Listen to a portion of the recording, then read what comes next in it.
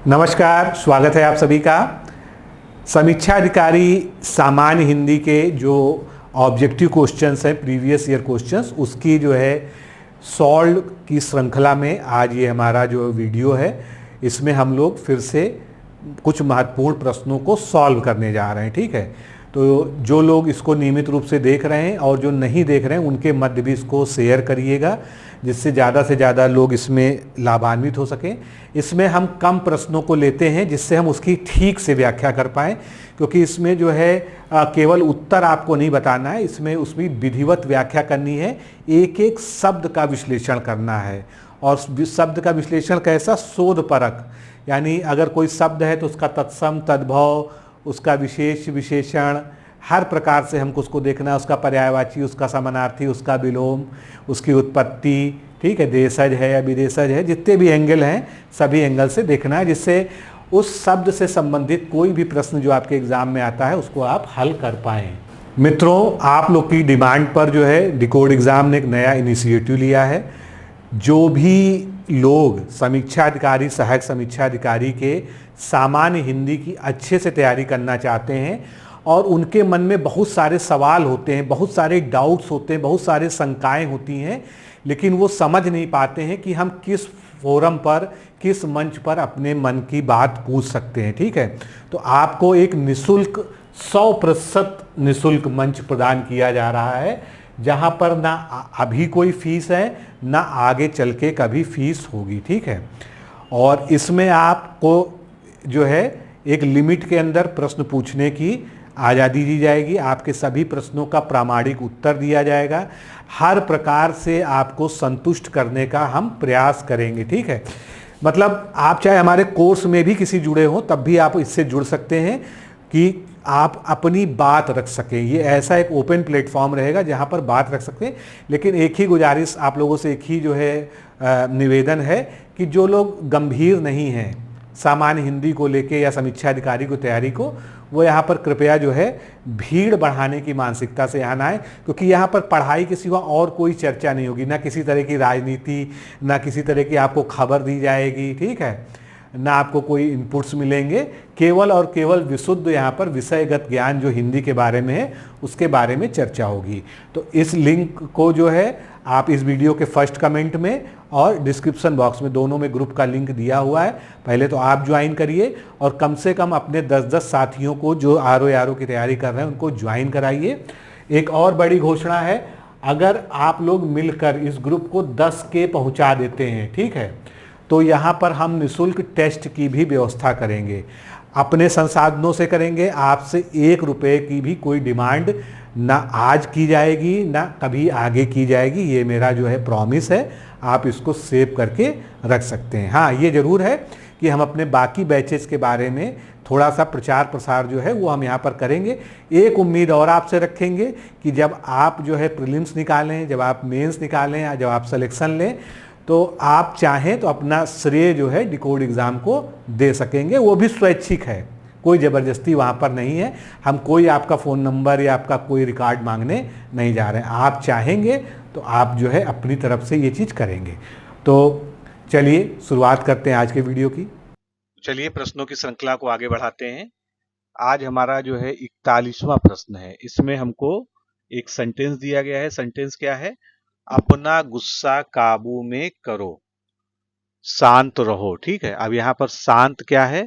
शांत शब्द का हमको विलोम की दृष्टि से देखना है कि ये चारों ऑप्शन है, इनमें से कौन सा शांत का विलोम नहीं है। यानी 3 इसमें से विकल्प शांत के विलोम है और एक ऐसा विकल्प है जो शांत का विलोम नहीं है।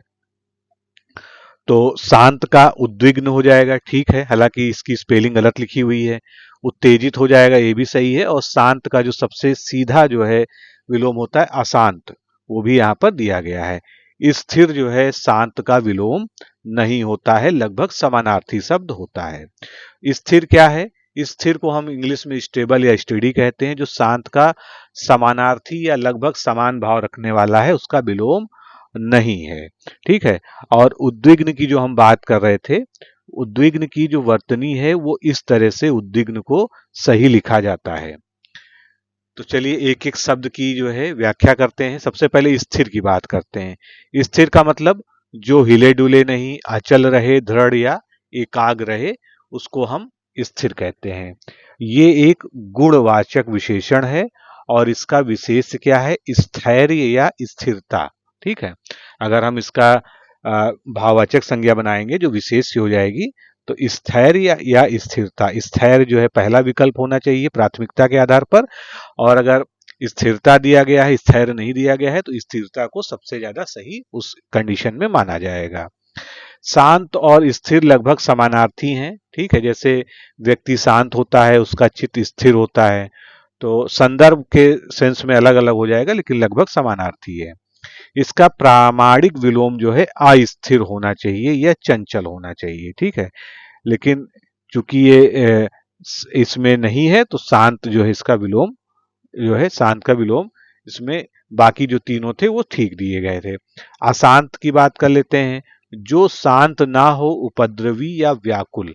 ठीक है, ये एक तत्सम शब्द है और शांत का सबसे सीधा और प्रत्यक्ष विलोम जो है इसको हम यहाँ पर मानेंगे।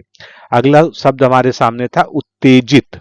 ठीक है, जिसको हम लोग एक्साइटेड, प्रोवोक्ड या एजिटेटेड कहते हैं, यानी जो जोश में हो, क्रोध या आवेश में हो या भड़का हुआ हो, तो वो व्यक्ति क्या कहलाता है? उत्तेजित कहलाता है। ये जो है वाक्यांश के लिए एक शब्द में काम आ जाएगा। ये तत्सम शब्द है उत्तेजित। उत्तेजना क्या है? भाववाचक संज्ञा है। ठीक है, तो अगर आपसे कोई कहे कि इसका जो है उत्तेजित का जो है विशेष क्या होगा, तो भाववाचक संज्ञा के रूप में उत्तेजना इसका एक विशेष्य होगा। ठीक है, और शांत से संबंध इसका जो है, क्योंकि क्रोध या आवेश जो है उत्तेजना में व्यक्ति की शांति भंग हो जाती है, इसलिए ये शांत का विलोम है। इसी तरह से उद्विग्न, ये सही प्रकार से लिखा गया है। इसका भी अर्थ होता है जिसका मन अत्यंत अशांत, घबराया हुआ या व्याकुल हो। ठीक है, और ये एक विशुद्ध तत्सम शब्द है। और शांत से इसका क्या संबंध है? उद्विग्नता या एनेक्सिटी, ये जो है जिसमें शांति का पूर्ण अभाव होता है, और ये शांत का उत्कृष्ट विलोम है। उद्विग्नता का विशेषण जो है उद्विग्न हो जाएगा। तो विशेष विशेषण की दृष्टि से भी ध्यान रखिएगा। उद्विग्न क्या है? विशेषण है, और उद्विग्नता क्या है? एक भाववाचक संज्ञा है यानी विशेष्य है। चलिए अगला प्रश्न लेते हैं। निम्नलिखित विकल्पों में से किस वाक्य में आरंभ शब्द के लिए उचित विलोम का प्रयोग हुआ है? तो आरंभ का हमको विलोम ढूंढना है इन चारों वाक्यों में। ठीक है, तो यहां पर देखिए पहला ही वाक्य आप देखिए, हर व्यक्ति का अंत सुनिश्चित है। तो अंत और आरंभ एक दूसरे के विलोम शब्द हैं। बाकी दूसरा वाक्य भी पढ़ ही लेना चाहिए, समय की कद्र करनी चाहिए, इसमें इस तरह का कोई विलोम शब्द नहीं है। शिमला भारत में है, इसमें भी कोई आरंभ से संबंधित विलोम शब्द नहीं दिया गया है। देश को श्रमजीवी लोगों की जरूरत है, इसमें भी कोई भी इस तरह का विकल्प नहीं उपलब्ध है। तो आरंभ जिसको हम बिगिनिंग कहते हैं, उसका उचित विलोम जो है हमको इसमें पहचान करनी थी, तो अंत हमको उसके विलोम के रूप में मिल गया है। अब एक एक शब्द की व्याख्या कर लेते हैं जितने भी शब्द दिए हैं। तो आरंभ जो हमारा मूल शब्द है, इसकी शुरुआत, किसी भी कार्य की शुरुआत, श्री गणेश या उपक्रम। ठीक है, ये आरंभ कहलाता है। व्याकरणिक क्रोट की दृष्टि से देखेंगे तो ये एक भाववाचक संज्ञा है यानी विशेष्य है। ठीक है, इसका विशेषण क्या हो जाएगा? आरंभिक। ठीक है, इसका विशेषण हो जाएगा आरंभिक। और इसकी व्युत्पत्ति कैसे हुई है, यानी ये शब्द बना कैसे है? तो ये विशुद्ध तत्सम शब्द है यानी संस्कृत का मौलिक शब्द है, और इसकी विधि जो है यहाँ पर दी गई है। अंत जो इसका पर्यायवाची है, अंत का अर्थ आप जानते हैं समाप्ति, अवसान या खात्मा होता है। ठीक है, ये इसके पर्यायवाची शब्द भी आप मान सकते हैं। ये विशेष्य है, संज्ञा है। ठीक है, और इसका अगर विशेषण आपको बनाना होगा तो अंतिम हो जाएगा। क्या हो जाएगा? अंत से बनेगा अंतिम। तो ये भी ध्यान रखिएगा। आरंभ का जो है अंत क्या होगा? विलोम शब्द होगा। और विलोम शब्द का जो सामान्य व्याकरणिक नियम है वो ये है कि जिस कोटि का शब्द है उसी कोट का उसका विलोम होता है, तो वो सबसे सटीक माना जाता है। तो यहां पर जो है जैसे कि आरंभ क्या है? एक तत्सम शब्द है, अंत जो है उसका एक तत्सम संज्ञा शब्द है, और आरंभ भी एक तत्सम संज्ञा शब्द है, तो इसलिए जो है ये सटीक विलोम माने जाएंगे। अब वाक्य प्रयोग अगर आप करके देखें, इसको समझना चाहते हैं, तो हर व्यक्ति का अंत सुनिश्चित है, यहाँ पर का नहीं लिखा है, ठीक है। तो व्याकरणिक दृष्टि से इसका शुभ रूप क्या होगा, हर व्यक्ति का अंत सुनिश्चित है। बाकी जो है जितने विकल्प थे इसमें कोई भी जो है अंत या आरंभ का विलोम शब्द नहीं दिया गया है।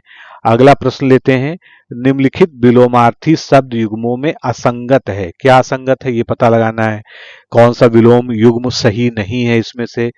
अंतरंग का बहिरंग होता है, ठीक है। अल्पायु मतलब जिसकी आयु कम हो, दीर्घायु यानी दीर्घ आयु, लंबी आयु वाला।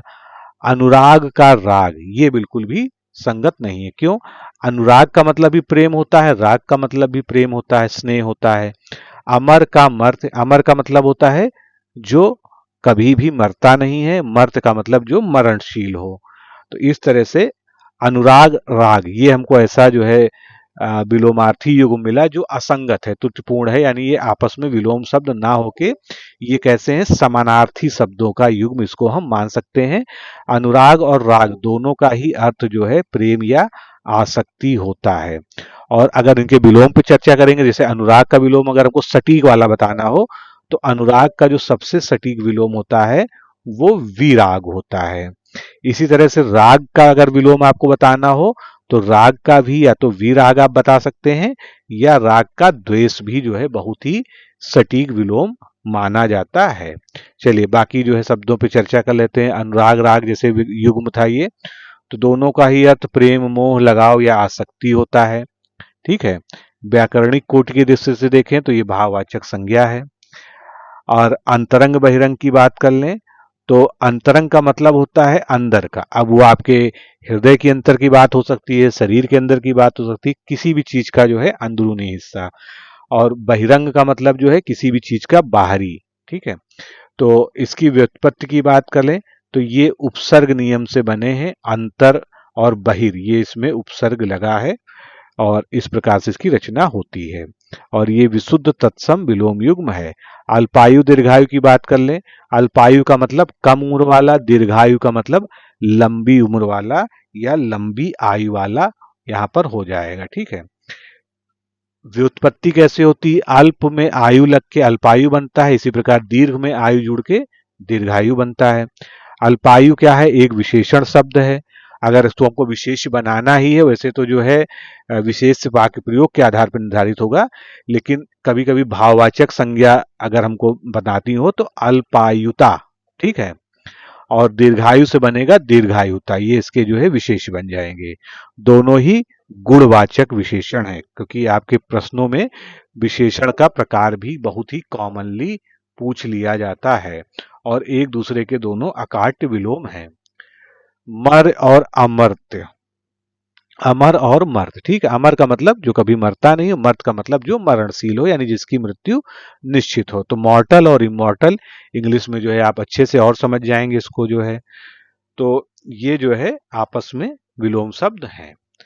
चलिए अगला जो है प्रश्न ले लेते हैं, निम्नलिखित विलोमार्थी शब्द युग्मों में असंगत कौन सा है, ठीक है। इसमें भी हमको असंगत की ही पहचान करनी है। बिल्कुल पिछले प्रश्न जैसे ही इसमें ऑप्शंस हैं, लेकिन कुछ ऑप्शन इसमें चेंज हो गए हैं। अल्पज्ञ का यहाँ पर अज्ञानी दिया गया है, ठीक है। अल्पज्ञ मतलब जो कम जानता हो, अज्ञानी मतलब जो जिसको ज्ञान ना हो। तो अगर आप ध्यान से देखेंगे तो ये विलोम तो नहीं हो सकते हैं, लगभग लगभग ये समानार्थी हैं। तो ए ऑप्शन जो है इसका हो गया। उसके अलावा अल्पायु दीर्घायु ये भी हमने पीछे भी देखा, अंतरंग बहिरंग देखा, ये दोनों जो है विलोम के जोड़े हैं, तो इसमें कोई समस्या नहीं है। इनका आप जो है यहाँ पर विश्लेषण भी अच्छे से जान गए हैं। इसके बाद अक्षर और सक्षम की बात करते हैं, ठीक है। अक्षर मतलब होता है जिसका क्षय ना हो, ठीक है। और सक्षम अलग चीज है, सक्षम का मतलब जो है कैपेबल होना। तो इस तरह से डी ऑप्शन भी विलोम नहीं है। तो इस प्रश्न में ए और डी दोनों ही ऐसे ऑप्शन आपको दिए गए हैं जो विलोम की कैटेगरी में नहीं आते हैं। तो परीक्षा में ऐसे बहुत सारे विलोम शब्द आपको देखने को मिलते हैं, या ऐसे बहुत सारे प्रश्न मिलते हैं जहां पर दो ऑप्शन जो है करेक्ट होते हैं, लेकिन आपके सामने समस्या होती है कि आपको एक ही गोला काला करना रहता है, ठीक है। तो यहाँ पर अल्पज्ञ और अज्ञानी जो है, और अक्षर और सक्षम ये विलोम युग में यहाँ पर नहीं है। ठीक है, इनके हमने अर्थ भी समझ लिया, थोड़ा सा यहाँ पर और अच्छे से समझ लें बाकी दृष्टियों से भी। अल्पज्ञ का मतलब होता है जो कम जानता है या थोड़ा जानने वाला। अज्ञानी का मतलब होता है जिसको कोई ज्ञान नहीं है, यानी मूर्ख। ठीक है, और जो है ये दोनों ही शब्द क्या है, लगभग समान अर्थी हैं, समान भाव प्रकट करते हैं। अगर अल्पज्ञ का हमको शुद्ध विलोम शब्द चाहिए सटीक वाला, तो वो हो जाएगा बहुज्ञ, यानी कम जानने वाला और बहुत जानने वाला। और इसके अलावा सर्वज्ञ भी हो सकता है इसका, जो सब कुछ जानता हो। अल्पज्ञ का मतलब जो कम जानता हो, और सर्वज्ञ का मतलब सब कुछ जानता हो। तो ये जो है इसका प्रामाणिक विलोम हो गया। वहीं पर अज्ञानी की बात कर लें, तो अज्ञानी का प्रामाणिक विलोम जो है क्या हो जाएगा, ज्ञानी हो जाएगा। इसी प्रकार चलिए अक्षर और सक्षम की बात कर लेते हैं। ठीक है, अक्षर का अर्थ होता है जिसका क्षय या नाश ना हो। ठीक है, और सक्षम का मतलब जो कार्य करने में समर्थ हो, कैपेबल हो। तो ये दोनों शब्द आपस में कोई इनका किसी तरह से संबंध नहीं है, ना विपरीत ना समान। ठीक है, तो ये कोई एक ही कोटि के भी नहीं है। तो अक्षर का जो अकाट्य विलोम होता है वो क्षर होता है, यानी जिसका क्षय होता हो। सक्षम का शुद्ध विलोम क्या हो जाएगा, अक्षम, यानी कि इनकैपेबल। ठीक है, तो इस तरह से जो है ये हमने देख लिया। बाकी अल्पायु और दीर्घायु का हमने विवरण पिछले प्रश्न में भी पढ़ लिया है। अंतरंग और बहिरंग का पिछले प्रश्न में पढ़ लिया है। ठीक है, चलिए अगला प्रश्न लेते हैं। निम्नलिखित विलोमार्थी शब्दों युग्मों में असंगत कौन सा है। ठीक उसी तरह का प्रश्न है, इसमें भी हमको छांटना है कि कौन सा जोड़ा गलत है। अनुकूल प्रतिकूल बिल्कुल सटीक विलोम है। अथ का इति, अथ का मतलब होता है प्रारंभ, इति का मतलब होता है समाप्ति। ठीक है, अल्पज्ञ का बहुज्ञ, अभी हमने पीछे ही पढ़ा इसके बारे में। ठीक है, कम जानने वाला, बहुत जानने वाला, तो ये तीनों ही सटीक जोड़े हो गए। तो बचा हमारा अवनति का पतन। ये दोनों ही समानार्थी शब्द हैं, ना कि ये लोग जो है विलोम है। तो अवनति और पतम ये विलोम युग्म नहीं है, ये लगभग समानार्थी हैं। ठीक है, अवनति और पतन दोनों का अगर शाब्दिक अर्थ हम देखेंगे, तो इनका मतलब गिरावट, ह्रास या नीचे गिरना होता है। अवनति का जो अकाट्य विलोम होता है, क्योंकि कोई भी शब्द पढ़िए उसके सभी ऑप्शंस को आपको पता होना चाहिए। अवनति का जो है उन्नति होता है। इसी प्रकार पतन का क्या होता है, उत्थान होता है। ठीक है, तो ये आपको जो है एडिशनल पता होना चाहिए। और ये दोनों जो है भाववाचक संज्ञाएं हैं। ठीक है, अवनति अगर आपसे जो है वाक्यांश के लिए एक शब्द में पूछ लिया जाए, तो अवनत होने की क्रिया गिरावट या घटती, ये जो है इसका अर्थ हो जाएगा। और पतन का मतलब होता है गिरने का क्रिया, पतन या नाश होना। ठीक है, अथ और इति की चर्चा कर लें। अथ का मतलब होता है प्रारंभ, जैसे कहते हैं ना अतिश्री भागवत कथा, तो अथ का मतलब प्रारंभ या शुरुआत या मंगल सूचक शब्द कहते हैं इसको। इति का जो है अंत या समाप्ति होता है। ठीक है, तो ये दोनों प्राचीन संस्कृत के अवयव हैं जिनका प्रयोग भारतीय ग्रंथों में किसी अध्याय के प्रारंभ और समापन को सूचित करता है, दर्शाता है। ठीक है, जैसे अतिश्री महाभारत कथा, इति सिद्धम। ठीक है, तो ये दोनों ही जो इसमें आपको इसका प्रयोग से भी समझ में आ गया, और ये विशुद्ध रूप से एक दूसरे के विलोम है। अल्पज्ञ बहुज्ञ के बारे में हम लोग जान ही लिया जो है, तो इसमें कोई बहुत ज्यादा समय देने की जरूरत नहीं है। अनुकूल प्रतिकूल में, अनुकूल का मतलब होता है जो पक्ष में हो, माफिक हो या इंग्लिश के हिसाब से फेवरेबल हो। प्रतिकूल का मतलब जो खिलाफ हो या किसी के विपरीत हो। तो ये विलोम निर्माण के उपसर्ग नियम का उत्कृष्ट उदाहरण है। अनु और प्रति उपसर्गों से मिलकर जो है ये कूल जब मिल जाता है तो ये शब्द बनते हैं। ठीक है, अगला प्रश्न देखते हैं। 100 वर्ष का समय, 100 वर्ष का जो है जो एक साथ समय होता है, इसके लिए एक शब्द क्या होगा। बहुत ही जो है आसान प्रश्न है अगर देखा जाए। वाक्यांश के लिए एक शब्द है ये, तो ये हो जाएगा शताब्दी। ठीक है, शताब्दी जो है 100 वर्ष के लिए का एक समय का पूरा जो है युग्म का, या सॉरी पूरा जो है एक समुच्चय का बोध कराता है। ठीक है, तो शताब्दी हो गया, और बाकी सभी जो विकल्प हैं वो किसी न किसी कालखंड से संबंधित है, लेकिन अवधियां भिन्न भिन्न हैं। तो शताब्दी क्या होता है, 100 वर्ष की अवधि या 100 वर्षों का समूह। कई बार पूछा गया है। ये एक विशुद्ध तत्सम शब्द है। इसका निर्माण संस्कृत शब्द के द्विग समास, द्विग मतलब जहां पर संख्यावाचक जो है वो, सत का मतलब 100, अब्द वर्ष, ई प्रत्यय लगा है, तो इस तरह से बन गया शताब्दी। व्याकरणिक कोटि ये विशेष्य है, यानी समूहवाचक संज्ञा है ये। और अगर इसका विशेषण हमको बनाना हो तो इसकी जो है बनेगा शताब्दिक या शतवार्षिक। ठीक है, तो ये इसका हो गया।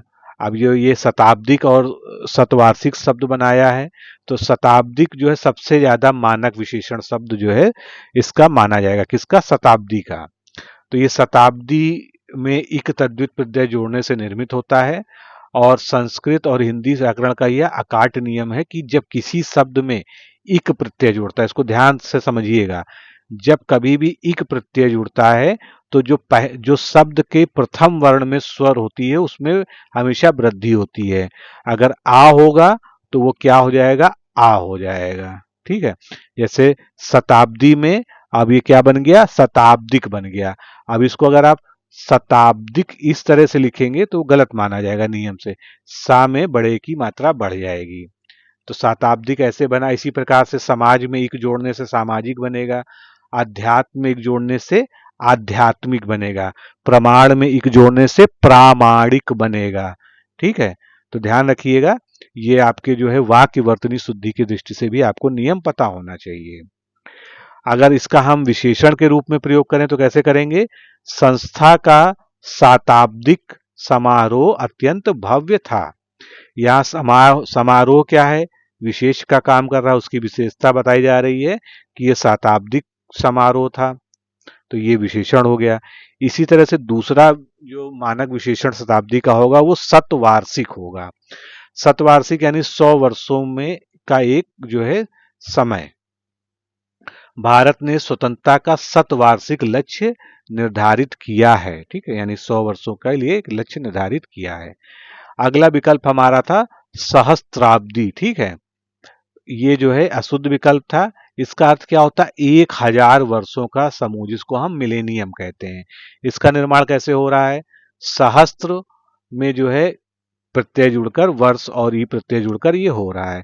लेकिन इसमें जो है क्या है, मूल प्रश्न में जो शब्द था सहस्त्राब्दी त्रा के साथ लिखा गया है, जो कि एक वर्तनी दोष है। होना क्या चाहिए? संस्कृत में जो हजार के लिए शब्द प्रयोग होता है वो सहस्त्र होता है, ये वाला शब्द होता है। सहस्त्र इस तरह से नहीं लिखना चाहिए। ठीक है, इस तरह ये जो का इसमें प्रयोग है ये नहीं होना चाहिए। तो इसका अगर हम सहस्त्राब्दी का जो मानक रूप है, सही तरीका लिखने का, इसको आप लिख के प्रैक्टिस भी कर लीजिएगा। सहस्त्राब्दी इस तरह से इसको लिखा जाएगा। अगला विकल्प है हमारा युग। तो युग जो है एक बड़ी पौराणिक या भूवैज्ञानिक कालखंड को, जिसको हम एरा या इपॉक कहते हैं, होता है। इसमें 100 या 1000 वर्ष में सीमित नहीं रहता, ये कई हजारों वर्ष की जो है होता है, जिसके आधार पर जो है जो सनातन धर्म में 4 युगों की कल्पना है, या जो 4 युग में होते हैं, सतयुग, त्रेता युग, द्वापर युग, कलयुग। ठीक है, तो ये कई हजार वर्षों के समूह में विभाजित होता है। व्याकरणिक कोटि क्या है इसकी? युग की संज्ञा है, ये विशेष्य है, तो इसका विशेषण क्या हो जाएगा? युगीन हो जाएगा। इसी तरह से अगला विकल्प था वार्षिक। वार्षिक का मतलब होता है वर्ष में एक बार होने वाला या एक वर्ष से संबंधित। तो वर्ष में इक प्रत्यय लगा कर ये बना हुआ है, जैसे वार्षिक परीक्षा, वार्षिक आय। तो ये बहुत लंबी अवधि का सूचक नहीं है, यानी हर साल आने वाला है। अब इसका वर्ष जो है विशेष्य होगा और विशेषण क्या हो जाएगा? वार्षिक हो जाएगा। तो वर्ष से बना वार्षिक। ठीक है, अगला प्रश्न है, देखिए कितनी सारी परीक्षाओं में पूछा गया है। जिसके आने की तिथि ना हो, काफी कॉमन क्वेश्चन है, आसान भी है। तो जिसके आने की तिथि ना हो वो क्या हो जाएगा? अतिथि, बिना तिथि के आने वाला। तो अनेक शब्दों के लिए एक शब्द में जो है जिसके आने की तिथि, दिन या समय न निश्चित हो, उसको हम अतिथि कहते हैं, गेस्ट कहते हैं, मेहमान कहते हैं। ठीक है, और पहले ऐसा होता भी था, आजकल तो लोग फोन करके आते हैं, मैसेज करके आते हैं, बता के आते हैं। ठीक है, पहले संचार के साधन नहीं थे तो लोग अचानक आ जाते थे, इसीलिए जो है अतिथि कहा जाता था। तो ये जो है कैसे निर्माण हुआ? आ निषेधात्मक उपसर्ग है और तिथि में उसको जोड़ दिया गया, तो उसका अर्थ हो गया अतिथि, अतिथि बन गया वो जो है। अब इसका जो है न तिथि यस्य सह, जिसकी कोई निर्धारित तिथि नहीं है, इसको इस तरह से हम जो है बता सकते हैं। अतिथि का अगर हमको शुद्ध विलोम, प्रामाणिक विलोम पता करना हो तो क्या हो जाएगा? आतिथेय। ठीक है, जिसको हम होस्ट कहते हैं ना, गेस्ट और होस्ट। अतिथि है जो आया हुआ मेहमान है। आतिथेय कौन है? जो उसकी सेवा आवभगत कर रहा है, ठीक है, होस्ट जो है। पोषक शब्द अगला दिया हुआ था विकल्प में। पोषक का मतलब कई होते हैं, पोषण करने वाला, पालने वाला, सहारा देने वाला, ये सभी पोषण के जो है कई सारे अर्थ होते हैं, अनेकार्थी शब्द है ये। और इसका विलोम क्या हो जाएगा? शोषक, तो शोषण करने वाला। ये विशेषण और कर्तवाचक संज्ञा है, इसका अतिथि या आगमन से कोई संबंध नहीं है। एक अगला जो है शब्द था सत्ताधारी, तो जो सत्ता, शासन या का अधिकार धारण किए हुए है, जो सत्ता पर आसीन है, जो रूलर है, वो जो है सत्ताधारी कहलाता है, ठीक है। ये क्या है? विशेष्य है और विशेषण दोनों ही है, ठीक है। तो कुछ शब्द जो है दोनों ही होते हैं, विशेष और विशेषण। इसके प्रयोग के आधार पर इसका हम जो है वाक्य में जो प्रयोग होगा उसके आधार पर ये निर्धारित करेंगे कि ये विशेष वहां माना जाएगा या विशेषण माना जाएगा। अगला प्रश्न हमारा है जो दिखाई ना दे। इस शब्द समूह के लिए एक शब्द क्या होगा? तो जो दिखाई ना दे उसके लिए एक शब्द होगा अदृश्य, ठीक है, इनविजिबल। बाकी अमर, निष्प्राण, नेत्रहीन ये सभी जो है अलग शब्द हैं। तो जो दिखाई ना दे उसके लिए अदृश्य हो गया, इनविजिबल। बाकी जो है विकल्पों पे विचार कर लेते हैं। ओझल या अंतर्ध्यान, ये भी जो है इसका एक अर्थ है, अगर आपसे जो है कभी अनेकार्थी में इसका पूछ लिया जाए, ठीक है। और ये विशेषण शब्द है, विशेषता बता रहा है कि जो दिखाई ना दे। और यहां पर जो है न दृश्यम इति अदृश्यम, जो दिखाई नहीं देता वो अदृश्य है। दूसरा विकल्प था हमारा अमर। अमर का मतलब जिसकी कभी मृत्यु ना हो, जो मरणशील ना हो, इमॉर्टल हो।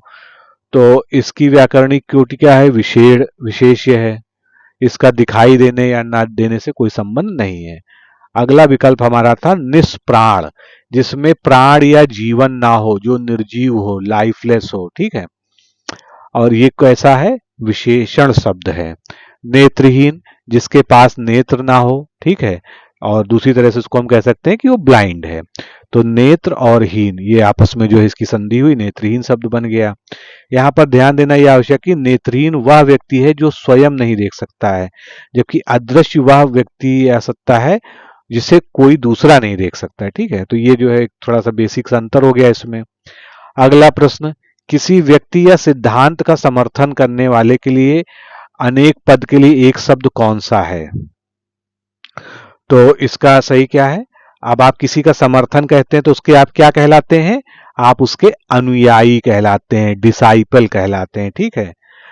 बाकी अनुदान, अनुपथी, अनुभवी, अभी इन शब्दों के बारे में भी चर्चा कर लेते हैं।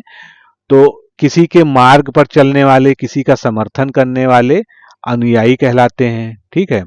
बाकी शब्दों पर चर्चा कर लेते हैं। पहले अनुयायी से ही शुरुआत करते हैं। किसी महापुरुष, नेता, धर्म या सिद्धांत का अनुसरण करने वाला अनुयायी कहलाता है, जिसको हम फॉलोवर या सपोर्टर कहते हैं। डिसाइपल तो ज्यादातर शिष्य के लिए प्रयोग होता है, ठीक है। ये एक विशुद्ध तत्सम शब्द है। अनु का मतलब होता है पीछे या बाद में। याई का मतलब होता है चलने वाला, किसी के पीछे या बाद में चलने वाला, ठीक है। ये संज्ञा और विशेषण दोनों ही है, ध्यान रखिएगा। इस तरह के जो शब्द हो, जो विशेष और विशेषण दोनों ही हो, उनको अलग नोट कर लिया करिए, अपवाद जैसे होते हैं। अब इसमें जो है हिंदी व्याकरण का क्या नियम है कि हिंदी व्याकरण का नियम है, इन प्रत्यय से बने जितने भी अधिकांश शब्द होते हैं वो संज्ञा और विशेषण दोनों के रूप में कार्य करते हैं। जैसे धनी, वह धनी है, ठीक है।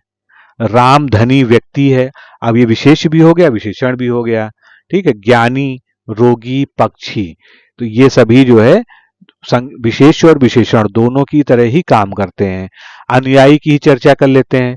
तो पहले उदाहरण से हम समझेंगे। स्वामी विवेकानंद रामकृष्ण परमहंस के अनुयायी थे। अब यहाँ पर अनुयायी स्वयं एक संज्ञा के रूप में प्रयुक्त हुआ है और किसी अन्य शब्द की विशेषता नहीं बता रहा है, एक स्वतंत्र पद है, इसलिए ये विशेष्य है। दूसरा उदाहरण से देख लीजिए। राजा ने अपने अनुयायी सैनिकों को शांति बनाए रखने का निर्देश दिया। क्या निर्देश दिया? शांति बनाए रखने का। तो इसमें सैनिक क्या है? विशेष। और सैनिकों की विशेषता बताई जा रही है कि वो कैसे हैं? अनुयायी है। तो अनुसरण करने वाले हैं, इसलिए अनुयायी यहाँ पर विशेषण है। अन्य उदाहरण जैसे अनुयायी वर्ग, अनुयायी राष्ट्र, ये सभी जो है ये प्रूव करते हैं कि ये विशेष भी हो सकता है, विशेषण भी हो सकता है। आपको वाक्य प्रयोग में के आधार पर ये डिसाइड करना पड़ेगा कि ये क्या है। चलिए अगला शब्द अपना ले लेते हैं, अनुदान। ठीक है, अनुदान का मतलब आप जानते ही हैं, सब्सिडी होती है, सहायता, ग्रांट। तो किसी कार्य, संस्था या व्यक्ति या सरकार को किसी श्रेष्ठ संस्था देने वाली जो आर्थिक सहायता होती है वो अनुदान कहलाती है। अब यहाँ पर अनु और दान, ये उपसर्ग और जो है बाद में पद लगाकर ये बन जाता है क्या ये एक विशेष्य है, भाववाचक संज्ञा है। ठीक है, इनका समर्थन करने वाले व्यक्ति से कोई संबंध नहीं है। अब अगर इसका हमको अनुदान का क्या बनाना हो, विशेषण बनाना हो, तो हम क्या बनाएंगे, अनुदानित। कहेंगे ना कि ये अनुदानित व्यक्ति है, यानी वस्तु है, सब्सिडाइज्ड है, एडेड है, ग्रांटेड है, तो ये इसका जो है विशेषण बन गया। इसी तरह से अनुपथी एक शब्द है। अब देखिए ये कोई भी जो है किसी डिक्शनरी का कोई जो है स्टैंडर्ड शब्द नहीं है। ठीक है, अगर इसका आप अलग अलग तोड़ेंगे तो अनु मतलब पीछे और पथी मतलब रास्ता होता है, किसी के पीछे रास्ते पे चलने वाला। लेकिन ये जो है इस तरह का एक मिलता जुलता शब्द, अनुगामी शब्द तो सही होता है, लेकिन अनुपथी शब्द जो है कोई भी मानक हिंदी व्याकरण का शब्द नहीं है। अगला शब्द एक देखते हैं, अनुभवी, जिसे कार्य, जीवन या विषय का बहुत अधिक व्यावहारिक ज्ञान या तजुर्बा हो उसको अनुभवी कहते हैं, यानी अनुभव रखने वाला व्यक्ति अनुभवी होता है। ये एक जो है गुणवाचक विशेषण है। अगला प्रश्न, बिना देखरेख का जानवर क्या कहलाता है। जब ये प्रश्न जो है आया था तो काफी लोगों को इसके बारे में नहीं पता था, क्योंकि सामान्य किताबों में दिया हुआ नहीं था। तो जब इसके लिए वाक्यांश के लिए एक शब्द क्या हो जाएगा, अनेर कहलाते हैं। ठीक है, अनेर, ये जो है गांव के लोगों में, मतलब जो ग्रामीण क्षेत्रों में लोग जो हैं वो ज्यादा जानते हैं इनको। तो बिना देखरेख का जानवर, या विशेषकर वह पालतू पशु जिसे बिना किसी नियंत्रण या स्वामी की देखरेख के भटकने या चरने के लिए कहीं छोड़ दिया गया है, वो अनेर या अनेरा कहलाता है। इसको इंग्लिश में ऑनरलेस या स्ट्रे कहते हैं। ठीक है, तो अनेर के मतलब आपने समझ ही लिया, ये एक विशेष्य है, जातिवाचक संज्ञा है। और उत्तर प्रदेश और बिहार की लोक भाषाओं में, जैसे अवधी है, भोजपुरी है, मानक हिंदी साहित्यों में अनेर या अनेरा शब्द का प्रयोग जो है बिना देखरेख के भटकने वाले मवेशियों के लिए किया जाता है। पालतू का आप मतलब जानते ही हैं कि जिसे वह जानवर जिसे घरों में पाला जाता है, जिसे डोमेस्टिकेट किया गया हो या जिसकी उचित देखभाल की जा रही हो। इसी प्रकार जो है जंगली है, वह जानवर जो प्राकृतिक जो है जंगली आवास में रहता है वो जंगली कहलाता है, वाइल्ड कहलाता है। तो पालतू भी जो है विशेषण है और जंगली भी गुणवाचक विशेषण है। ठीक है, खूंखार एक शब्द दिया हुआ है। खूंखार का मतलब जानते हैं, जो बहुत ही हिंसक हो, क्रूर हो, रक्त पिपासु हो, उसको हम खूंखार कहते हैं। ये भी एक गुणवाचक विशेषण है, क्योंकि ये जो है एक तरह से विशेषता ही बता रहा है। तो इसका संबंध जानवर के आक्रामक स्वभाव से, देखरेख या स्वामित्व से नहीं है। तो मित्रों, आज के प्रश्नों की श्रृंखला को यहीं समाप्त करते हैं। ठीक है, इसको कंटिन्यू करेंगे। अगर आप अभी तक जो है ये फ्री ग्रुप में नहीं जुड़े हैं, जिसमें हिंदी ग्रामर का हम जो है डिस्कशन करते हैं, तो इससे आपको जो है अभी तुरंत जुड़ जाना चाहिए। इस वीडियो के डिस्क्रिप्शन में जो है इसका लिंक दिया गया है। इसके अलावा जो है अगर आप चाहें तो हमारे कोर्स से जुड़कर आरओ या आरओ परीक्षा की विधिवत तैयारी कर सकते हैं। और इसमें आपको वीडियो लेक्चर्स, पीडीएफ नोट्स और जो है ये जितने भी टेस्ट सीरीज होंगी बाइलिंगुअल होंगी, नोट्स बाइलिंगुअल होंगे। साथ में आपको जो है सपोर्ट भी दिया जाता है, गाइडेंस भी दिया जाता है। तो आप जुड़ेंगे तो आपकी विधिवत तैयारी हो जाएगी। ठीक है, तो आज के सत्र को यहीं समाप्त करते हैं, फिर मिलते हैं अगले सेशन में। नमस्कार, धन्यवाद। नमस्कार साथियों, सबसे पहले कुछ प्रश्न। क्या आप लोक सेवा आयोग उत्तर प्रदेश के आरओ परीक्षा में सफल होकर सचिवालय में समीक्षा अधिकारी जैसे प्रतिष्ठित पद पर चयनित होना चाहते हैं? क्या आपके पास व्यस्त दिनचर्या या व्यक्तिगत परिस्थितियों के कारण पढ़ने का समय नहीं है, जिस कारण आप प्रतिदिन 8 से 10 घंटे नहीं पढ़ पा रहे हैं? क्या आपका संकल्प है कि सचिवालय में समीक्षा अधिकारी बनना ही बनना है और आप तलाश रहे हैं इसके लिए एक सही मार्गदर्शन? यदि आपके इन तीनों प्रश्नों का उत्तर हाँ में है तो दीजिए अपनी तलाश को विराम। आपके सपने को साकार करने के लिए आगामी समीक्षा अधिकारी परीक्षा की सुव्यवस्थित तैयारी हेतु डिकोड एग्जाम लाया है अभ्युदय बैच। इस बैच में आपको आगामी ROARO परीक्षा के प्रारंभिक और मुख्य परीक्षा के इस पूरे पाठ्यक्रम को अभी से एक साथ बहुत ही बेसिक लेवल से video lectures, PDF notes, test series और उत्तर लेखन कार्यक्रम के माध्यम से विस्तृत रूप से पूर्ण कराया जाएगा। इसकी विशेषताओं में शामिल है साप्ताहिक टारगेट के अनुसार कम से कम 5 घंटे पढ़ाकर पूरे पाठ्यक्रम को अच्छे से तैयार करवाना, अनुभवी और समर्पित शिक्षकों द्वारा आधारभूत मानक पुस्तकों एवं स्रोतों पर आधारित पाठ्य सामग्री उपलब्ध कराना, जिससे पाठ्यक्रम को सभी आयामों से कवर किया जा सके। इस बैच में पाठ्यक्रम को इस विस्तार से पढ़ाया जा रहा है कि इसमें प्रवेश लेकर आप न केवल ROARO परीक्षा बल्कि अन्य कई समकक्ष परीक्षाओं को भी एक साथ टारगेट कर सकें। इस परीक्षा के पाठ्यक्रम में सम्मिलित सामान्य अध्ययन, सामान्य ज्ञान, सामान्य हिंदी व्याकरण, रीजनिंग, मैथ, हिंदी आलेखन, निबंध आदि के विस्तृत अध्ययन से आप पूर्ण आत्मविश्वास से किसी भी परीक्षा में सफलता प्राप्त कर सकेंगे। उत्तर प्रदेश की PCS प्रारंभिक परीक्षा में भी इस बैच को पढ़कर सफलता प्राप्त की जा सकती है।